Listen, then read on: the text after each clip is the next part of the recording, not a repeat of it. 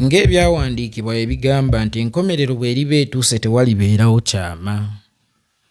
N'ekyo ekyakolebwa mu nzikiza kirireetebwa mu kitangaala. Buli lulimi luliyogera kye lwakola era buli lulimi luliyogera ekyalukolebwako. Ninawo akatambi ka Profesa Gilbert Bukenya nga nnyonnyola ku ngeri y'enfa y'omwana we. Gwe teweebuuza lwaki mu kaseera kano buli eyeeyita ow'omunda avuddeyo ayogere ekimuli ku mutima? Ne bwe kiba kimazeeko myaka emeka nga n'abaakimukola balowooza yakyerabira. Mu kiseera kino kaseera kakweyabya, kaseera ka buli omu kwogera kye baamukola. Bannange, enkomerero etuuse. NRM gavumenti bw'ebeera nsi, enkomerero etuuse. Kyova olaba buli lulimi essaawa eno lwogera olwakikolebwako, n'ennimi ezimu zoogera ze byakola. Kansooke nkutereyo akatambi kano kagenda kubeera kawanvumu naye tovaako.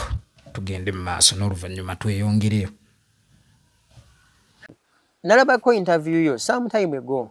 Simanyi wa bwali busungu oba yali nyiike oba kwali kunyolwa oba bwali like ogenda kubuulira batulaba about the demise of your dear son. And your dear son cost you a lot in terms of emotions, to mention but a few. Kati you seemed mu interview kwa kati nze quoting kwenalaba mu interview yo. Something wasn't clear. According to the interview I watched, you were on some TV and your words were very, very sharp, bitter to mention, but as in... Let me tell you, first of all, it was my dear son. I mentioned that. Very dear. Secondly, he would obey my command as a father.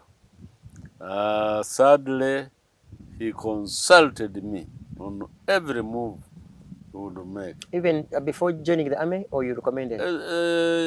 Joining the army military was purely on your recommendation? My recommendation and the general collector. Because it was good. We had done law. We did law in the UK. We were trying to develop here a law system within the army. The army had,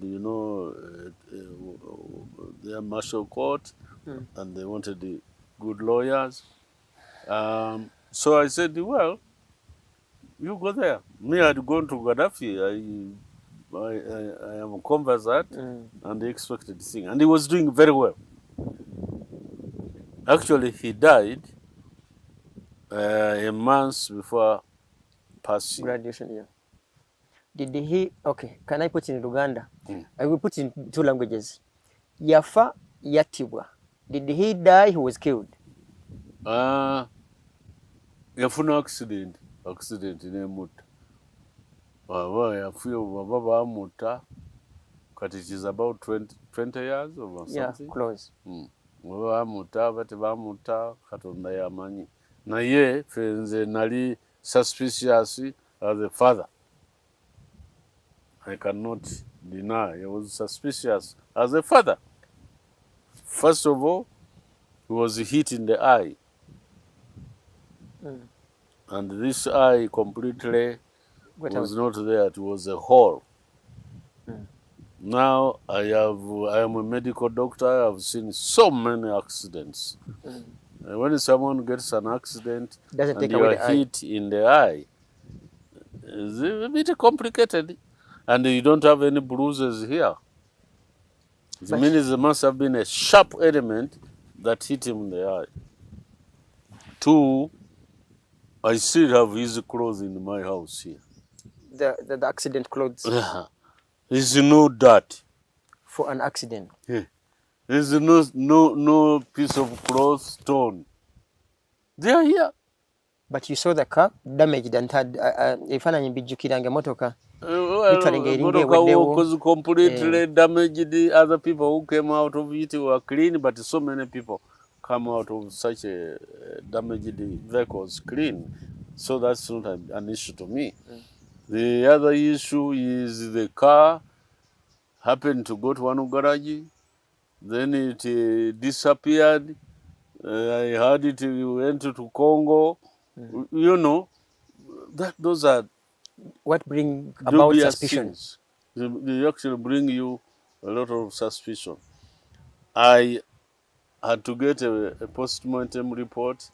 Independent one? No, general government. Okay. Even I knew the neurosurgeon who worked on him, but I never got it, even up to today. What do they say when you ask for the post-mortem report? Linda Kobu Kenya. For 20 years now? Linda Kobu Kenya. Tobagamba mbuno linze kimala. Obwere okyalinda mu Kobu Kenya kati si kyalinda. The fellow is rotten. The bones maybe are still there in his grave. He has gone to his creator. What do I struggle for? Justice. Naye justice. Bibaddewo. Nze mmanyi sagala kukitwala nti kutadde on the wall, because gladly you are a very good person who opens up, and I like your honesty.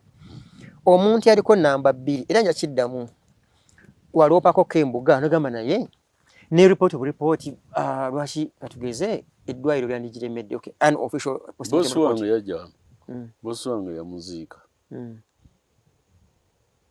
nga tuli mu communication until the communication died out over that in particular. Yeyo kwaje ngamba. And you don't place hard, so you don't place hard. Those are the pains of a parent. And that's why when I go to burials with such a circumstances, ngambo muntu naye kakati gobadde ki afudde ne bono nkola kya afukoze ki afudde asobola okuzaalira ebintu ebirala byotandyagadde kubeeramu. Katonda bwasazeewo, let him rest in peace. That's what I did. Yamukola abajjaali yamukola ekibi, my friend ajja kusafaringa oba yasafaringa nadda. Naye that was my best kid. He knew everything. He knew my finances. He knew all my businesses. He was me. Who was a Kenya in the making already. You see, before you is someone with a relatively fair memory. And I don't take ebigambo, not even one, for granted. You mentioned earlier the mafia. Does it cross your mind that, okay, my suspicions may drive me to the mafias?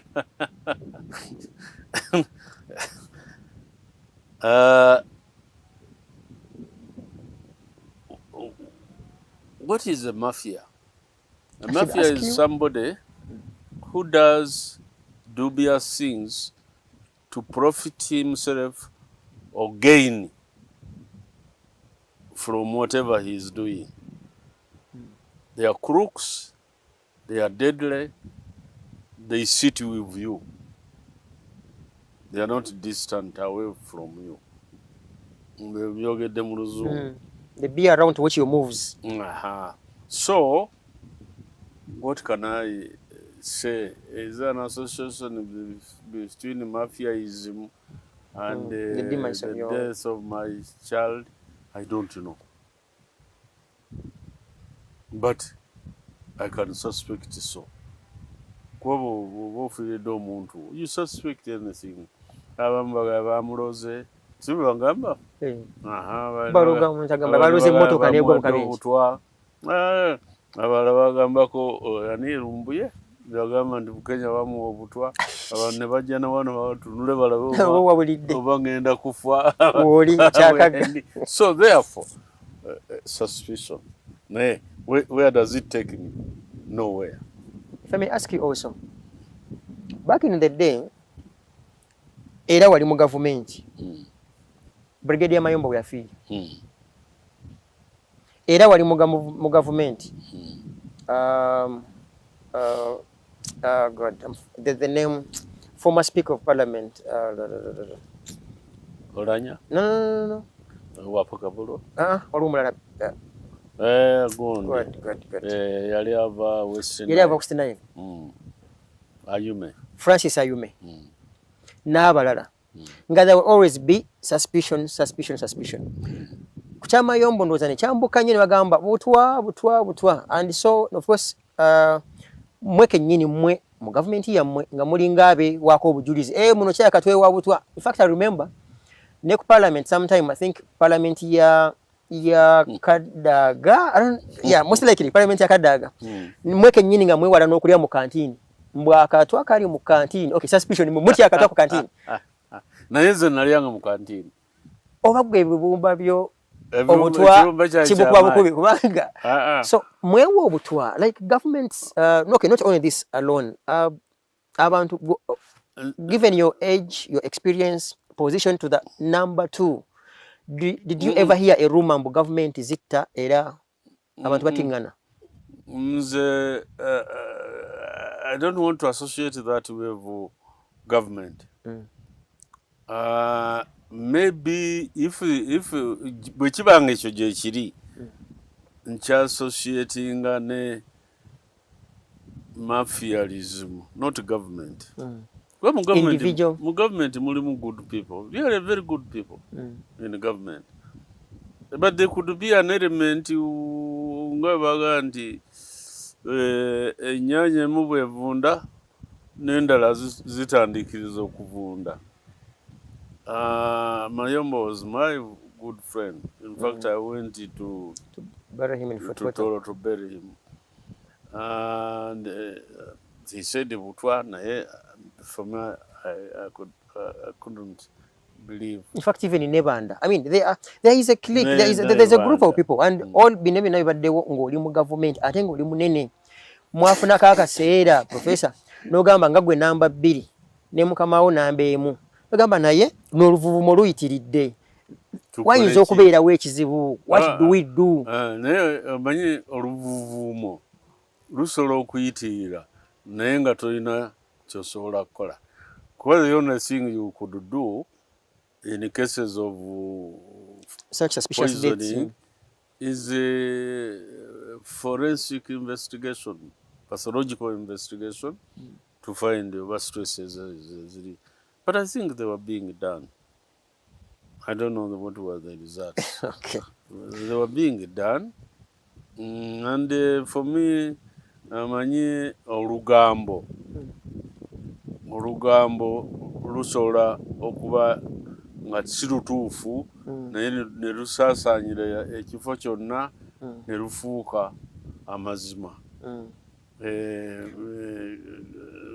Wano kuno ku kyalo kuno tuladdeko n'omuntu nga baga nti musezi naye nze kubanga tomukwatangako sikikiriza naye olugambo luli kuno omusezi naye omusezi oyo nze simulabangako. Lwaki simulaba? Nze abadde kuno ebbanga lino lyonna. So basobola okubako ekintu naye ng'ate mu public ekintu tekikola ki tekiriiyo. Mugamba awali omukati wabula muliro. Kati ogwo si gwe mukka ogamba ogwo. Kakati awali omukka tewabula muliro kituufu nnyo. Olugero ndukiriza mu 100 kakati gwe poison eno si muliro. Gwe mukka gwe twogera kisobola okubaawo. Era kyova olaba abasinga tebanywa mazzi gaba mu public, abasinga tebalya mmere. Nze Bukenya mba ngenda okutambula amazzi gange kimu kyonna otambula nakyo kikyo ntambula nabyo as a purposes of precaution kuba munaya awali omukka twabula muliro. Enkomerero etuuse. Buli lulimi lutandise okwogererwa kikolebwako. Ate era buli lulimi mu kaseera katono nga bwagambye lugenda kwogera kye lwakola. Professor Gilbert Bukenya ayogedde n'aga nti oba omwana wange baamutta. Weewaawo ensi baagigamba nti yafiira mu kabenje naye okusinziira ku ye bye yalaba nga medical doctor omutendeke awulira nga ali muttoma oluvannyuma lw'emyaka kuba omwana oyo yafa 29 ali myaka ndowooza 25 oba agenda mu 26 bukyanga atuva ku maaso.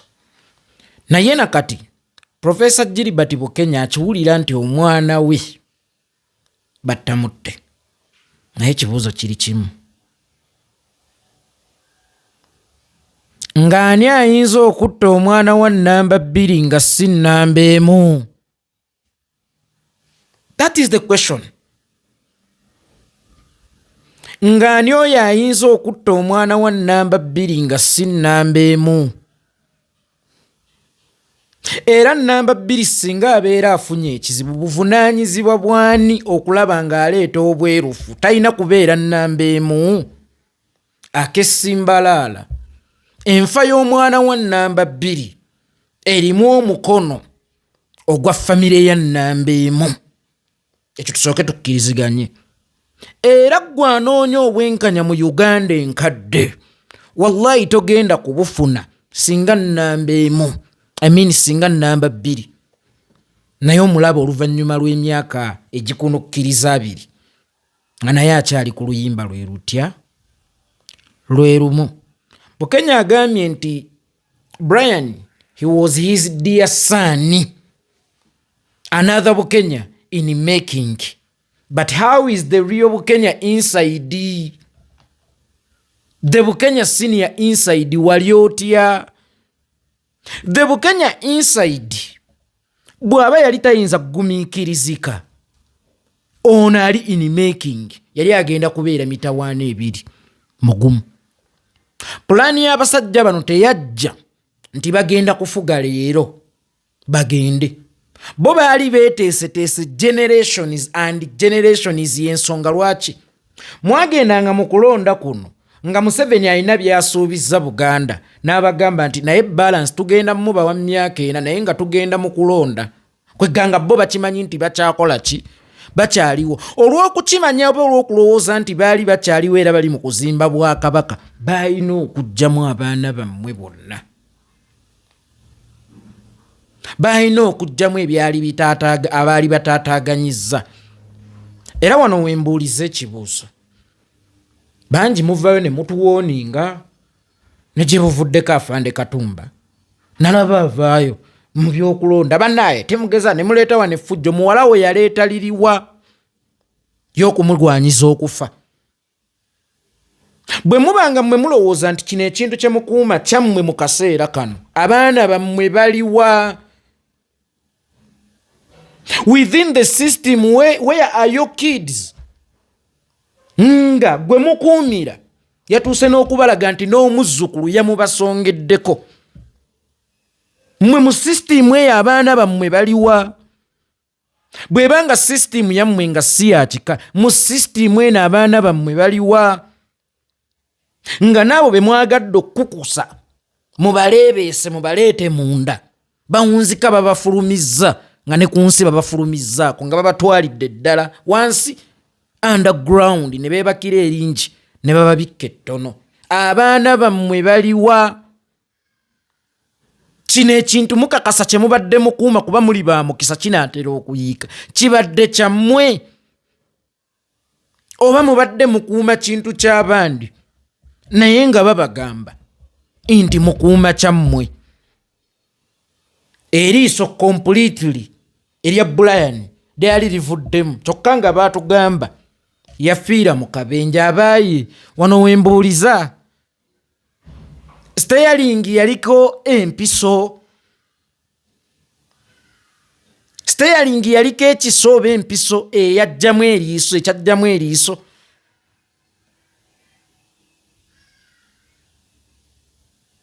Omusota gwe mwalunda gwabamira ne gutuuka n'okumira abaana bammwe. Ekintu kye mubadde mukuuma si kyammwe, kibadde kintu ky'abandi. Professor Bukenya agambye nti ebimu yabireka kuba baamuwa amagezi nti biyinza okumuzaalira ebirala. be baani abo abaali bagenda okuleeta ebyo byekizadde. Ekizibu kino ekyali kigenda okuzaala ebirala be baani abaali bagenda okwetikka package eyo bekizadde. Kyekyo ekiyinza okutiisa nnamba 2 ku musango omunene ng'ogwo ogulimu n'okufa kw'omwana we nti kijja kukuzaalira ebizibu nga tekiriimu nnamba emu. That is the question. Namba 2 akulembera second family era akonsidaringibwa n'ab'omu nju ye okubeera second family. Kyekyo ekyatta second son, second person n'atya okubaako kyakola kubanga kiyinza omuleetera ebizibu nga tekyalimu either first man oba first son. Kyekyo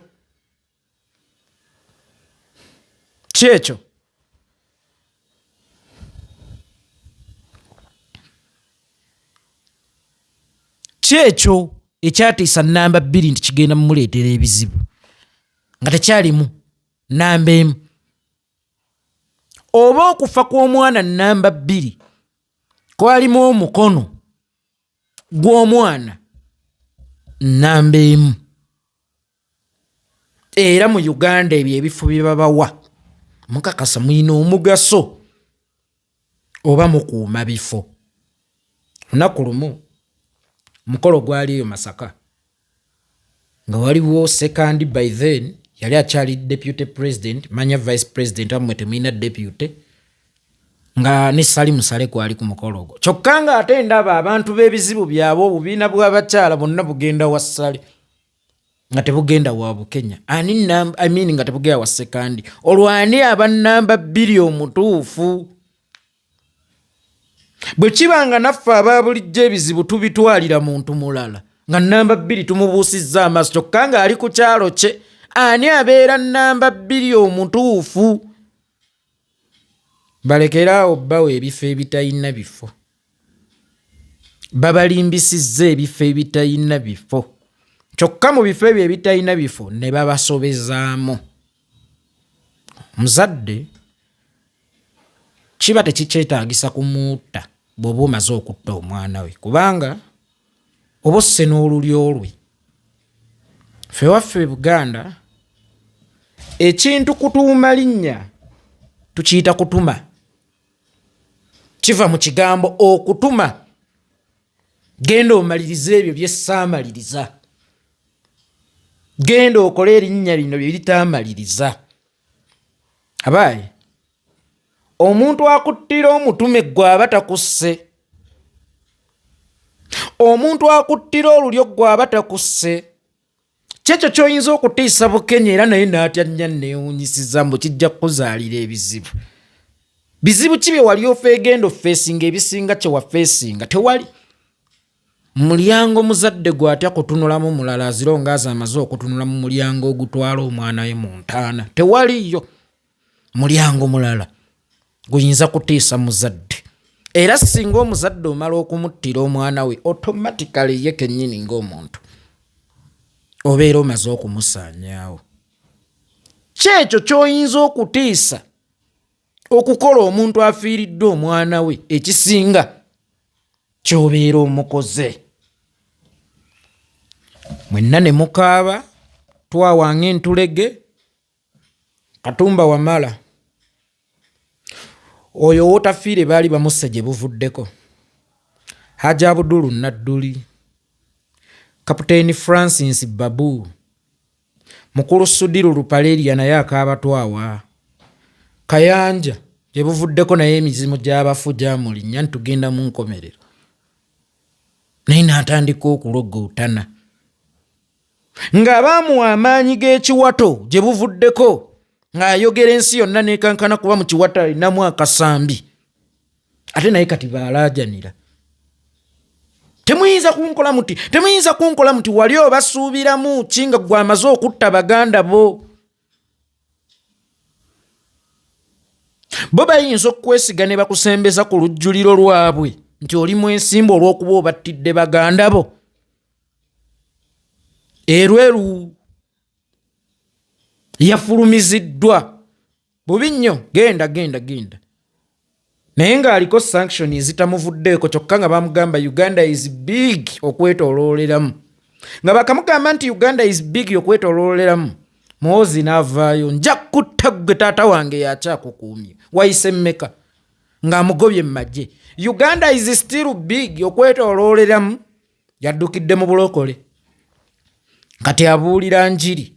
Naye awo w'obuulira enjiri Mukama omutwaliddeko ku bbaluwa y'abe Wasobya nga bamaze okukusonyiwa yakoonemu bukoonyi stamp. Abantu balokoka nga batta baganda baabwe, oli n'abuulira enjiri nga bwe yatta muganda we n'amala n'alokoka.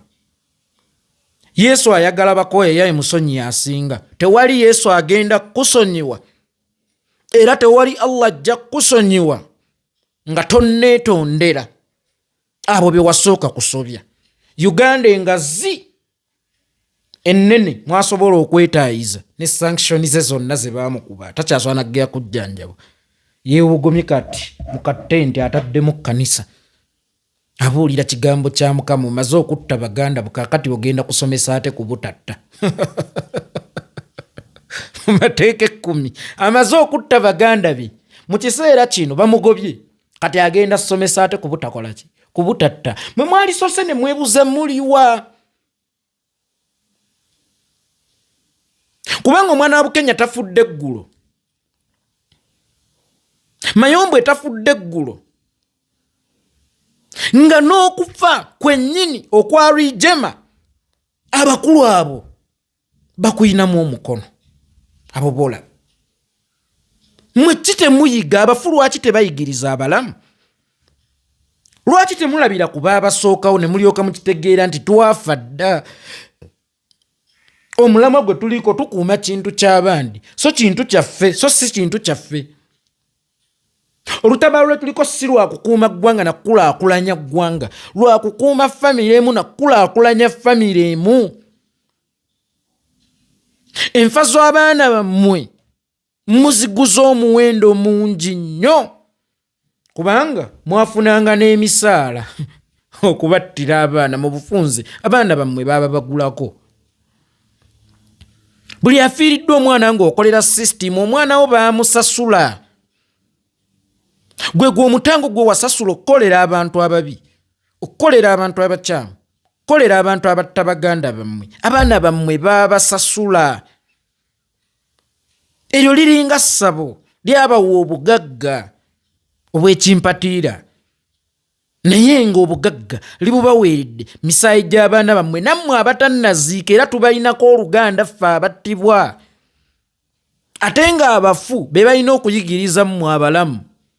Kati mmwe abali munda nga mutiisatiisa ba Haruna Kasolo n'okwata akazindaalo, yenna anaatekiikamu eyo basime. Oli namba 2 gwe, oli namba 2 gwe, oli mwolulya.